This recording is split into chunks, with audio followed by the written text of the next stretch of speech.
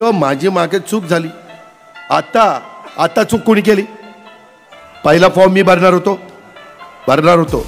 आम्ही सगळे तात्यासाहेब पवारांची फॅमिली, आम्ही सगळे वडील अतिशय माझ्या कन्हेरीतल्या बाळासाहेबाला माहिती आहे काय परिस्थिती.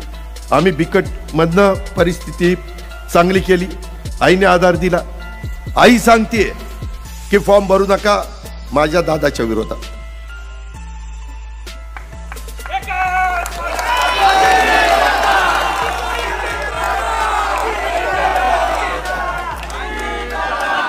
हे पाणी घे.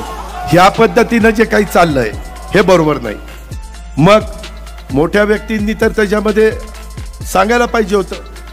आता फॉर्म कुणी भरायला सांगितला? वरमाणे साहेबांनी सांगितला. म्हणजे मग साहेबांनी आमचं तात्यासाहेबांचं घर फोडलं का?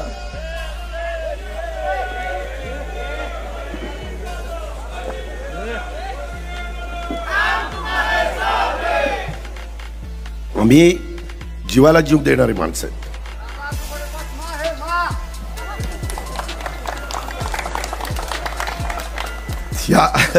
या सगळ्या संदर्भात मला एवढंच सांगायचं की इतक्या खालच्या पातळीवर राजकारण आणू नये.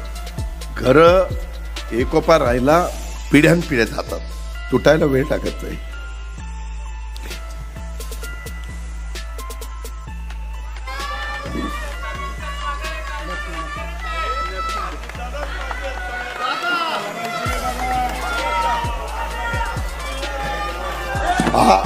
आज मला तुम्हाला सगळ्यांना सांगायचं आहे. अरे थांब ना. आज मला अरे थांब रे बाबा. आज मला तुम्हाला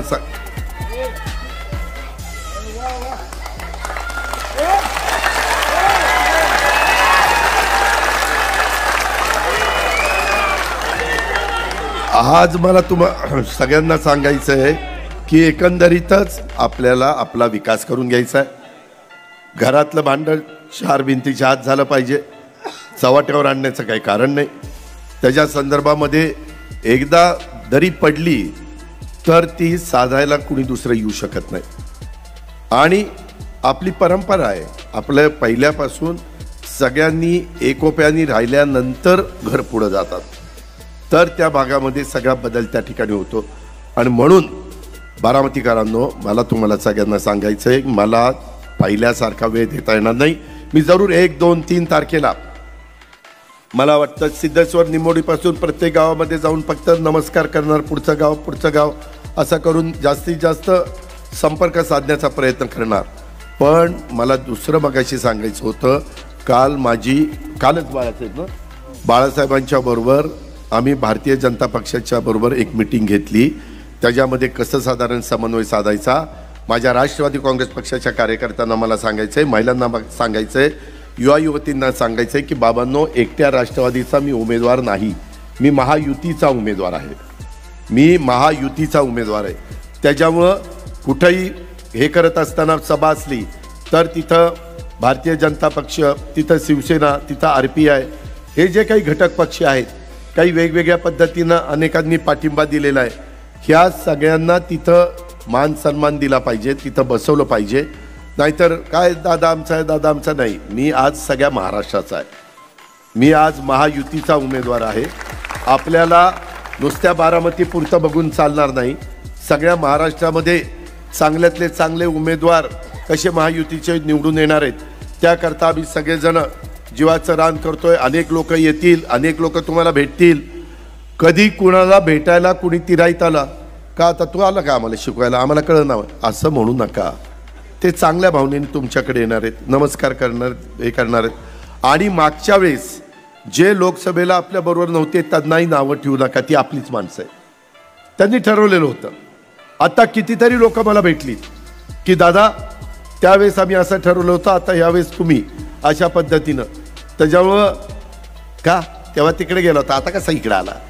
अरे तसं म्हणू नका. त्यांना रिस्पेक्ट द्या. आपल्याला मत महत्त्वाचं आहे. भारतीय जनता पक्ष किंवा बाकीचे पण सहकारी, आणि आपण काम केलंय, आपलं काम बोलतंय, आपण कामाची माणसं आहे. त्यामुळं तुम्ही कामाच्या बद्दल बोला. मेहरबानी करून कुणावर टीका टिप्पणी करण्याच्या भानगडीत पडू नका. मी येतानाच वासुदेवरावांना, बाळासाहेबाला सांगितलं, मी काल काहीतरी अमोल मिटकरीला सांगितलं होतं हे बाबा तिकडे जाशील भाषण करशील त्यावेळेस कुणाला काही टीकाबिका करू नको. मागच्या वेळेस मंगलदास पैलवानांनी भाषण केलं तिथंच निम्मगार करून टाकलं आपल्याला कुणाला टीका टिप्पणी करायची नाही. आपल्याला आपलं काम करायचंय. अजून बारामतीचा आपल्याला विकास करायचा आहे. अजून कुठे राहिलं असेल ती पत्रकं तुमच्यापर्यंत येत असताना तुमच्या गावातलं शिवाजीराव काहीतरी काम राहिलं असेल किंवा सूर्यकांतराव तुमच्याकडे राहिलं असेल लक्षात आणून द्या ना. आपण नवनाथ करू ना परत. त्याच्यात काय अवघड आहे कामं करायच्या बाबतीमध्ये आपण कुठं कमी नाही. आज आपल्या ओळखी अधिकाऱ्यांच्या झाल्यात. आज आपल्या ओळखी केंद्रामध्ये झाल्यात. आज आपल्या ओळखी उद्योगपतींच्या झाल्यात. त्यांना सांगितलं तरी CSR मधनं आपल्याला जनाई शिरसाईला CSR मधनं किती पैसे दिले. पाईपलाईन वगैरे केलं बिके तुम्हालाही माहिती आहे. ह्या गोष्टी करायच्यात. आणि अजून प्रचार करताना कुणी जरा थोडंसं वेगळं बोलत असेल तर त्यांना म्हणा की साहेबांनी काम केलं ठीक आहे. ही काळ्या दगडावरची पांढरी रेग काम केलं अख्खी बारामती मान्य करते. पण साहेबांनी जसं काम केलं तसं अजित पवारनी पण केलं ना. अजित पवारनी काही झोपा काढल्या नाही. अजित पवारनी पण काम केले. त्याच्यामुळं लोकसभेला त्यांचं ऐकलं ठीक आहे. साहेबांना रिस्पेक्ट दिला. आता माझं ऐका. त्यामध्ये उद्याच्या 20 तारखेला माझं ऐका. 20 तारखेला महायुतीचा उमेदवार म्हणून माझ्या नावाच्या पुढचं बटन त्या ठिकाणी दाबा. या गोष्टी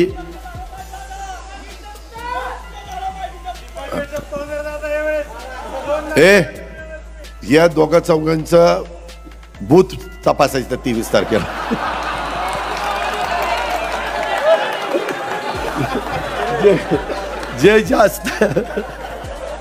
जे जास्त जोरात बोलतील ना घोषणा दिल्या की आपण त्याचा लगेच बूथच तपासायचा का. पण ते ज्या अर्थी एवढा जोश आहे उत्साह आहे म्हणजे त्याचा बूथ पण चांगला चालणार त्याला मी नाउमेद करत नाही.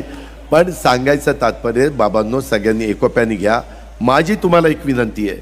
माझ्या गेल्या 5 वर्षाच्या काळामध्ये काम करत असताना ते काम मी काम तर करतो पण काही काहींची तक्रार अशी आहे दादा तुम्ही लगेच सांगता PA ला तुमच्या ला फोन आणि लगेच त्याला सांगता काम करून. पण तुमचा आवाज असा आहे की तुम्ही आम्हाला दमातच घेताना आम्हाला असं वाटतं त्या लोकांच्या समोर तुम्ही आमचा अपमान केला. त्याच्यामुळं मी म्हणतो ये बेटा बघ काय तुझं काम आहे पोपट. बाबूराव काही चुकलं का माझं. असं मी आता तसं केलं ना तरी काय म्हणतात राव दादा ते पहिलं होतं तीच चांगलं होतं. दाबात काम व्हायची अधिकारी घाबरायचे. आता असं म्हणल्यावर अधिकारी म्हणायला लागले की काय या जाग्यात काय सरगरचं राहिलं नाही असं. तर त्याच्यामुळं गमतीचा भाग जाऊ द्या. माझं तुम्हाला एक सांगणं आहे की ह्या मधल्या काळामध्ये माझ्या मित्रपक्षांच्याकडंच कुठल्या कामामध्ये माझं उजवडावं झालं असेल. काही कुठली कामं करत असताना एखाद्याला करायला पाहिजे होतं पण त्याचं न होता दुसऱ्याचं झालं असेल. 10 कामं झाली असतील 11वं काम झालं नसेल तर तो राग उद्याच्या निवडणुकीच्या निमित्तानं काढू नका. तो मनातच ठेवा. बारामती विधानसभा मतदारसंघात आज महायुतीकडून अजित पवार यांनी तर महाविकास आघाडीकडून त्यांचे पुतणे योगेंद्र पवार यांनी उमेदवारी अर्ज दाखल केला. त्यामुळे बारामती लोकसभा निवडणुकीनंतर पवार विरुद्ध पवार लढाईचा दुसरा अंक रंगणार हे निश्चित झालं आहे. मात्र कुटुंबातीलच उमेदवार आमने सामने आल्याने अजित पवार आज भावूक झाल्याचं पाहायला मिळाले. उमेदवारी अर्ज दाखल केल्यानंतर कार्यकर्त्यांना संबोधित करताना अजित पवारांनी मनातील सल बोलून दाखवली आहे. आम्ही सगळे तात्यासाहेब पवारांच्या कुटुंबातले आहोत. आमची परिस्थिती अधिक बिकट होती मात्र आईने आधार दिला आणि आम्ही ही परिस्थिती सुधारली. आई आता सगळ्यांना सांगत होती की माझ्या दादाच्या विरोधात फॉर्म भरू नका पण तरीही समोरून घरातला उमेदवार दिला. या पद्धतीने जे चाललंय ते बरोबर नाही असं अजित पवार यांनी म्हटलं आणि त्यानंतर त्यांच्या डोळ्यात अश्रू तरळले. यावेळी बोलताना अजित पवार यांनी राष्ट्रवादी शरदचंद्र पवार पक्षाचे अध्यक्ष शरद पवार यांच्यावरील निशाणा साधलाय. घरातील व्यक्ती माझ्या विरोधात अर्ज भरताना मोठ्या व्यक्तींनी याबाबत सांगायला पाहिजे होतं पण योगेंद्र पवारांना उमेदवारी अर्ज कोणी भरायला सांगितला असं विचारलं तर समोरून उत्तर आलं साहेबांना सांगितलं. म्हणजे साहेबांनी आमचं तात्यासाहेबांचं घर फोडलं का असं खरमरीत सवाल अजित पवारांनी उपस्थित केलाय. दरम्यान आम्ही जीवाला जीव देणारी माणसं आहोत. मला इतकं सांगायचंय की इतक्या खालच्या पातळीवर राजकारण आणू नये. एकोपा ठेवायला पिढ्याना पिढ्या जातात मात्र तुटायला वेळ लागत नाही. घरातलं भांडण घरात ठेवायला पाहिजे ते चव्हाट्यावर आणायचं काही कारण नाही. एकदा दरी पडली की ती सांधायला खूप वेळ लागतो असं म्हणत अजित पवार यांनी निवडणुकीच्या निमित्ताने कुटुंबात संघर्ष व्हायला नको होता असं मत व्यक्त केलं आहे.